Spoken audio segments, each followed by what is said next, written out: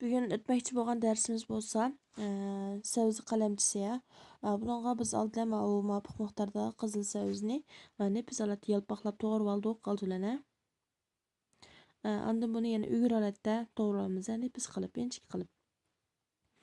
Muvofiq miqdorda qilsanglar bo'ldi. Andan buning ustiga qiziq may alamiz, qizitilgan, hozir qizigan qiziq mayni elib, yarim cho'mich atrofida yaxshi aralashtirib olamiz. Andan buning ustiga 50 gram qo'noq unni to'kib aralashtirib oldik. Uning ustiga yana 50 gram odatdagi unni to'kib yaxshi aralashtiramiz. Mana bu xilda tikildi. Endi biz buni mana bu qasqonning ustiga quyib 5 minut hoditimiz, ko'rdinglar? 5 minut dumlaymiz. Dumlagandan keyin buni ayrim bir dasqa to'kib olamiz, mana.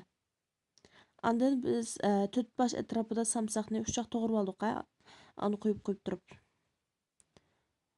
Mana to'g'rab oldik. Endi mana bo'lsa jo'saya, ya'ni kuda.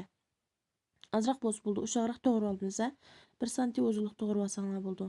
Andan bayam samsaq bilan majusayni biz savizga aralashtirib olamiz. Andan qozonga mana yarim cho'mich may qo'yib buni qizitib oldik. May qizigandan keyin buni samsaq bilan jusayning ustiga olamiz. Qiziq mayni olamiz. Andan buningga azroq tuz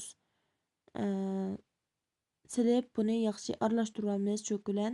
Aralashtirib bo'lgandan keyin buni taxsiga olib olamiz. Bu shundoq bir xil quvvatli ham yeyishlik bo'lgan say turiga tava.